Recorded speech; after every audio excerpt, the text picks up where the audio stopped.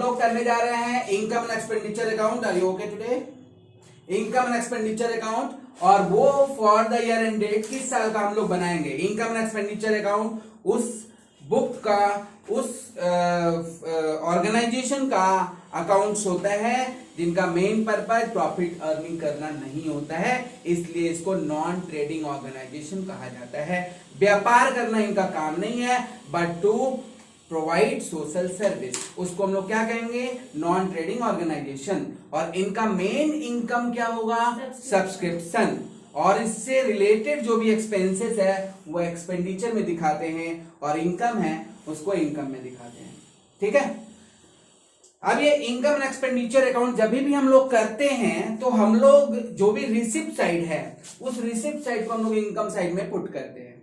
ठीक है? तो यहां पर हम अपने मैथ का क्वेश्चन नंबर 2 सॉल्व करने जा रहे हैं, और वो कैसे करते हैं एक बार देखिएगा। सबसे पहले रिसिप्ट है ना, फॉर्मेट बना लो। रिसिप्ट है, इसमें एक्सपेंडिचर, अमाउंट इनकम, अमाउंट पहले लिख दीजिए, डेबिट क्रेडिट लिख दीजिए।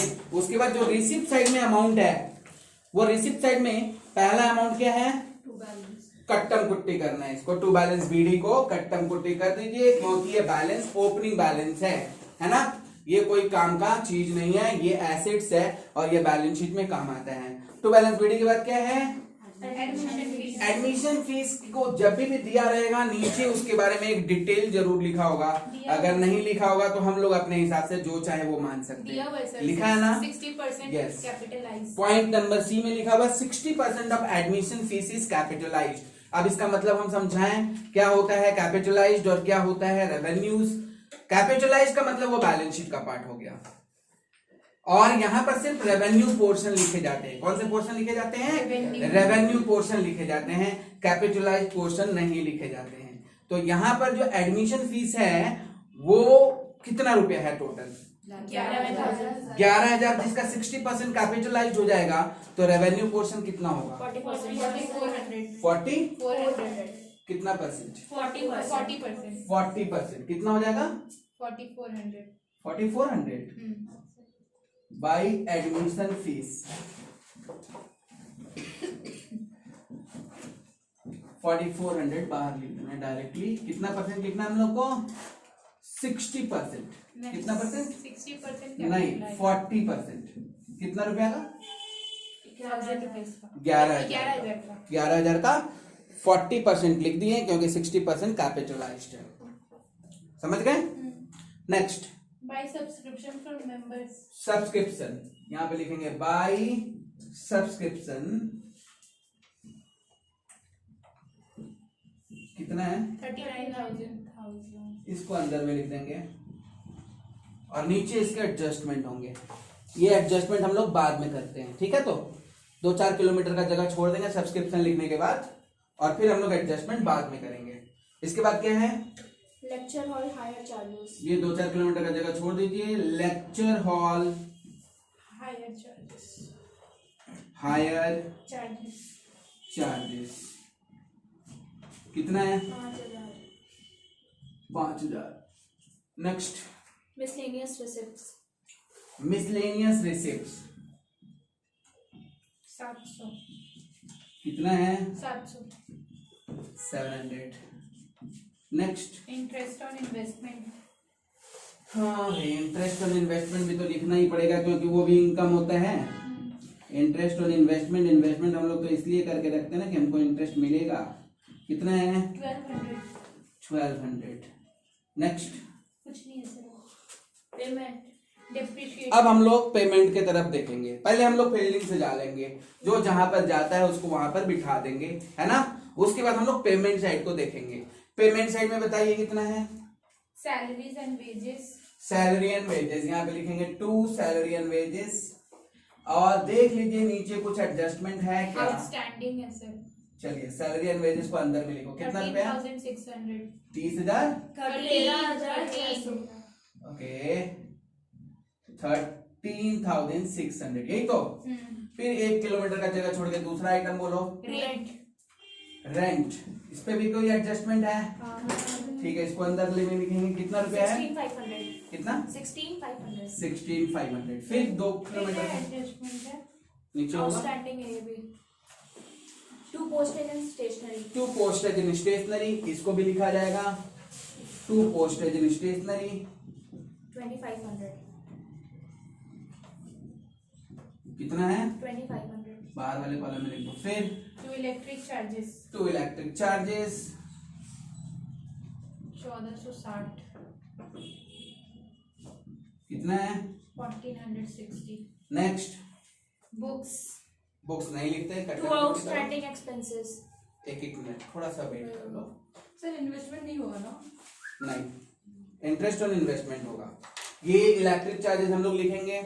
इसके बाद क्या आइटम है टू आउटस्टैंडिंग पहले बुक्स बोलो बुक्स बुक्स था ना हाँ बुक्स इसलिए नहीं आएगा क्योंकि वो कैपिटल गुड्स है वो एसेट्स है ठीक है। नेक्स्ट क्या है आउटस्टैंडिंग एक्सपेंसेस आउटस्टैंडिंग एक्सपेंसेस तो बिल्कुल नहीं आएगा क्योंकि अगर वो बाकी है तो पेड कैसे हुआ और अगर वो इस साल का बाकी है तो पेड कैसे होगा मतलब वो पिछले साल का बाकी हुआ है तभी तो पेड हुआ है। तो आउटस्टैंडिंग एक्सपेंसेस किसी भी सूरत में यहाँ पर नहीं आएगा बिकॉज आउटस्टैंडिंग एक्सपेंसेस अगर हम पेड ही कर दिए हैं तो आउटस्टैंडिंग कहाँ से रहा। अगर वो पिछले साल का था तभी तो आप पेड किए हो तो आउटस्टैंडिंग एक्सपेंसेस इस साल का चीज नहीं है इसलिए वो नहीं है है ना। बट तुम लोग करके रखे होगे बहुत समझदार हो ना समझ में नहीं आया कोई चीज के बारे में सोचोगे थोड़ा ना। आउटस्टैंडिंग एक्सपेंसेस पेड कर रहे हो दैट मीन्स वो एक्सपेंसेस है वो पिछले साल का बाकी होगा तभी तो पेड हो रहा है आउटस्टैंडिंग बोलकर। अगर खाली एक्सपेंसेस होता तब आता है ना। नेक्स्ट क्या है और कुछ है डेप्रिसिएशन है वो तो अब नीचे एडजस्टमेंट का बात है। अब नीचे का एडजस्टमेंट देखोगे एडजस्टमेंट देखो सब्सक्रिप्शन पहले क्या है subscription subscription realised in advance this year amounted 1,200 अच्छा इस साल में एडवांस मिला है खाली क्वेश्चन करना अपने आप से। हाँ। अगर आपको इस साल में एडवांस मिल रहा है तो वो किस साल का एडवांस होगा जवाब क्या मिला नेक्स्ट ईयर। जवाब मिलना चाहिए इस ईयर तो ऐड होगा अगर जवाब मिला नेक्स्ट ईयर और लास्ट ईयर तो लेस होगा। क्लियर है जवाब मिलेगा इस ईयर तो ऐड होगा और अगर जवाब मिला नेक्स्ट ईयर और लास्ट ईयर तो लेस होगा। अब मान लो कि इस साल में आपको सब्सक्रिप्शन मिला है और इस साल में नेक्स्ट ईयर का ही सब्सक्रिप्शन आपको एडवांस में मिलेगा ना है ना। तो वो किस साल का है अगले साल का। तो अगले साल का हुआ तो आपको क्या करना होगा लेस करना होगा। तो सब्सक्रिप्शन कहाँ गया लेस एडवांस कितना रुपया 1200 को लेस करना। नेक्स्ट क्या है एडवांस है आउटस्टैंडिंग लायबिलिटीज क्या है outstanding liabilities for what salary and wages salary and wages. इसका हो गया क्या सब्सक्रिप्शन बस एक ही एडजस्टमेंट था और कुछ नहीं है ठीक है 1200 लेस करके बाहर कर दो 37800। Next outstanding liabilities outstanding liability for what salaries and wages add outstanding. अगर कुछ नहीं लिखा तो वो इसी साल का है कितना है वो 2400। नेक्स्ट rent 24 से जोड़ के बताओ 16,000 16,000। नेक्स्ट rent रेंट आउटस्टैंडिंग है आउटस्टैंडिंग है कितना है 1500 जोड़ने के बाद बाहर फेंक दो 18,000। Next depreciation on what furniture और library books furniture on books ठीक है। तो डेप्रिसिएशन ऑन फर्नीचर बोलो। लाइब्रेरी बुक क्या ओपनिंग का कुछ स्टॉक पड़ा हुआ था हाँ सर ओपनिंग में हाँ सर 12,000 कितना का था 12,000 का बुक्स में हाँ और एक 12,000 ओपनिंग में 12,000 का ओपनिंग है ना हाँ 90,000 है ना और परचेजेस भी है। परचेजेस का कोई डेट नहीं दिया है ठीक है। तो इसको मेन मानेंगे मिड ही मानेंगे जब कुछ नहीं बोलता है। तो डेप्रिसिएशन ऑन फर्नीचर ओपनिंग में कितना था फर्नीचर अच्छा फर्नीचर पहले बोल दो फर्नीचर ओपनिंग में परचेज नहीं हुआ था ना नहीं 11,000 फर्नीचर ओपनिंग में कितना था 11,000 11,000 ना 11,000 का कितना परसेंट 6%. 6%. 6% होता है कितना? 660. 660. डेप्रिसिएशन ऑन फर्नीचर हो गया। Next, Depreciation on library books. Depreciation on books. Opening में था 12,000 फिर 90,000। कितना था? 12,000 ओपनिंग में था। 12,000 ओपनिंग में था, डेट नहीं दिया ना। नहीं, प्लस परचेज कितना हुआ है? 90,000। परचेज कितना? 90 डेट नहीं दिया तो नहीं। दोनों को जोड़कर 2 से डिवाइड कर दो और एवरेज कर दो परसेंटेज। कितना हाँ परसेंट? सर, इधर कुछ दिया है। On 31st 12/11 the library had the following assets also. Last date है सर वही. वो तो लास्ट डेट है, पिछले साल का लास्ट डेट है। हाँ, वो तो 11 का लास्ट डेट है ना। 31st 12 फर्दर इंफॉर्मेशन यहाँ पे दिया हुआ है, वो क्लोजिंग डेट में है इतना सब चीज। Library that has the following assets, है ना, पिछले साल इतना एसेट्स है। परचेज करने का कोई डेट नहीं दिया ना, नहीं। तो ये ओपनिंग में था 12। अच्छा सॉरी, तो भाई तो आप क्या कर रहे हैं? बस क्या कर रहे हैं? बहुत बात दिमाग खुला हमारा। ओपनिंग में कितना था? अरे बुक्स ओपनिंग में कितना था? 12,000। 12,000। हाँ, कितना परसेंट? 90,000 था ना सर। तो हम तुमसे पूछ रहे हैं, तुम मेरे को बता रहे हो। और ओपनिंग बुक देखो, So, ओपनिंग नीचे होता है, वही तो बोल रहे हैं। ओपनिंग नीचे होता है, तो ये क्या नीचे है? है 90,000। तो हम क्या बोले? लेकिन ये लोग ना गोरू है, तुम सही है। वो 31/12/11 अच्छा, पिछले ठीक। साल का क्लोजिंग भी है, तो इस साल तो ओपनिंग हाँ, ठीक ठीक ठीक। 90,000 का कितना परसेंट? 10%।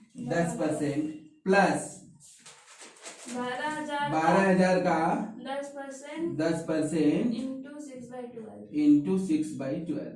क्यों सर? क्योंकि हम लोग अज्यूम कर लेंगे कि वो मिड ऑफ द ईयर में परचेज हुआ है, ये अज्यूम करना है, नहीं भी कर सकते हैं। बट क्वेश्चन में कोई डेट नहीं देता है, तो हमको एक जगह पर छोड़ देता है कि हम अपना डिसीजन ले पाएंगे। तो हम अपना डिसीजन ले लिए, है ना, और हम ये मान लिए कि वो मिड ऑफ द ईयर में परचेज हुआ है। कितना हुआ था टोटल बताइए? डेप्रिसिएशन 9,600। 9,600. नेक्स्ट, और कोई एडजस्टमेंट है? कोई और एडजस्टमेंट नहीं सर. नहीं सर। नहीं है।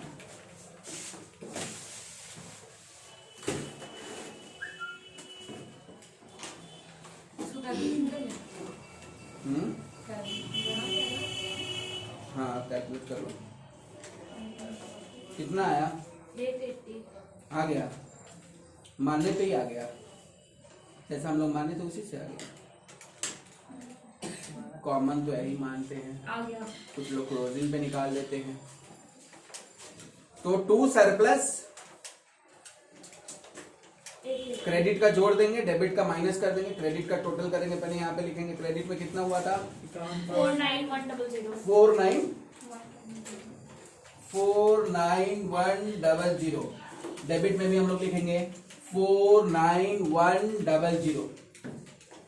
लिखकर डेबिट के सारे आइटम्स लेस करके जो बच जाएंगे उसको हम लोग लिखेंगे 2 कैसे आया? मेरा नहीं आया। मेरा आ गया. मेरा भी आया। कितना आया टोटल तुम्हारा? 49,100. 880 आया ना? 880 आया। इसको हम लोग क्या लिखेंगे? 2 सरप्लस।